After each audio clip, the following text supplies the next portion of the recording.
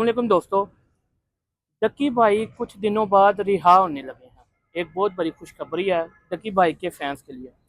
आज एक इंतहाई टॉपिक अहम पर बात करने लगा हूँ कि डक्की भाई के केस में जो उनके इन्वेस्टिगेशन कर रहे थे शुएब रियाज नामी बंदा, उन्होंने रिश्वत के तौर पर करोड़ों रुपए उनसे वसूल किए हैं।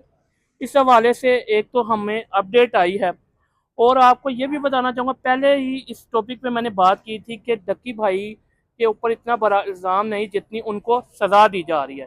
इस हवाले से उस्मान साहब, एक तो मुझे लीगल ओपिनियन आप देंगे।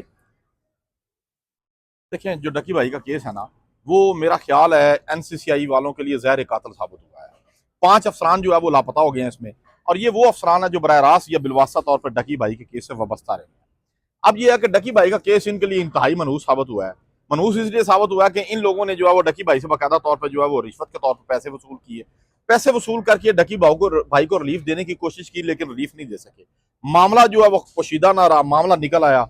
अब कहा जा रहा है कि रियासत के ताकतवर तरीन इदारे ने जो है वो इनको 5 लोगों को जो है वो हिरासत में ले लिया है, और इनसे तफ्तीश इस जमन में की जा रही है कि डकी भाई से कब किसने और कितने पैसे वसूल किए और क्या उसके एवज में रिलीफ दिया। सूरत हाल ये है कि तफ्तीश का उनका दायरा कार जो वसी होता चला जा रहा है। मजीद जो अफसरान हैं, वो मुझे पता चला है कि एनसीसीआई के वो छुट्टियां लेकर जा रहे हैं या फिर वो ग्राउंड हो रहे हैं। उनको खदशा इस बात का कि हमें भी जो अगवा कर दिया जाएगा। इनमें से एक ऑफिसर मोहम्मद उस्मान साहब है, जो कि एडिशनल डायरेक्टर हैं। वो लापता जब हुए तो उनकी बेगम ने जो है वो इस्लामाबाद हाईकोर्ट में पटीशन दायर की। इस्लामाबाद हाईकोर्ट में जब उनकी पटीशन की समाअत का डेट मुकर्रर हुई तो उस दिन वो बेगम भी गायब होगी। वकील साहब हैरान रह गए, जो उन्होंने मुकर्रर किए हुए थे उस पटीशन के परसुएंस के लिए, कि बेगम भी मौजूद कोई नहीं है। अब पटीशन का क्या किया जा सकता है। जज साहब ने जब पटीशनर से मुतल्लक पूछा तो उन्होंने लाइलमी का इजहार चलो, उन्होंने लाइलमी का इजहार किया। जब लाइलमी का इजहार किया तो फिर उकदा खुला कि सारे लोग ये जो है वो गायब हो गए हैं। अब ये है कि एनसीसीआई के अफसरान पर खौफ तारी है, और उन लोगों ने इसी वजह से मजीद जो टिकटॉकर्स इसमें मुलव्वस थे या यूट्यूबर मुलव्वस थे, उनको गिरफ्तार नहीं किया, कि अगर मुबादा इनको गिरफ्तार किया जाए तो कहीं इन पर मुसीबत जो है वो और भारी ना पड़ जाए। जिसकी वजह से फिलहाल जो टिकटॉकर और यूट्यूबर्स हैं उनकी गिरफ्तारियां रोक दी गई हैं। इनकी अपनी जो है वो जान शिकंजे में आ गई है। ये इस केस की वजह से जो है फंस गए हैं।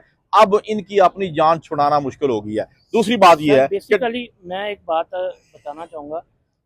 जो शेब रियाज और सरफराज चौधरी जो लीड कर रहे थे, वो दो बंदे शो करवाते थे कि हमारे साथ ये एमआई के बंदे हैं और दूसरे एजेंसी के बंदे हैं। उनको बदनाम किया जा रहा था। इन्होंने जो रिश्वत ली है, और इतनी सारी अमाउंट, और ज़्यादातर लोग ये भी कह रहे थे कि जो सिस्ट्रोलॉजी है ये क्यों नहीं पकड़ी जा रही, इसने भी काफ़ी ज़्यादा पैसे अब सुनने में आया कि पे किए हैं, जिसकी वजह से ये पकड़ी नहीं जा रही थी। इस सारी मामले की जो है तहकीक वो कर रहे हैं, और तहकीक करने के बाद जो है पता चलेगा कि ये मामला जो है वो कहाँ तक जाता है। मेरा ख्याल ये है कि अब डकी भाई के केस की इन्वेस्टिगेशन भी हो सकता है एमआई वाले खुद करें, लेकिन ये बात अभी जो है कबल अज़ वक्त कहना है, इसका कुछ नहीं कहा जा सकता। कानूनी तौर पर ऐसा मुमकिन नहीं है कि एमआई वाले करें। लेकिन एक बात याद रखें कि फाइल जो है वो अब एनसीसीआई वालों के पास नहीं है, जो कि डकी भाई के केस की है। हाईकोर्ट में जब बेल दायर होगी तो पता चलेगा कि फाइल कहाँ से आई है। अल्लाह हाफिज़।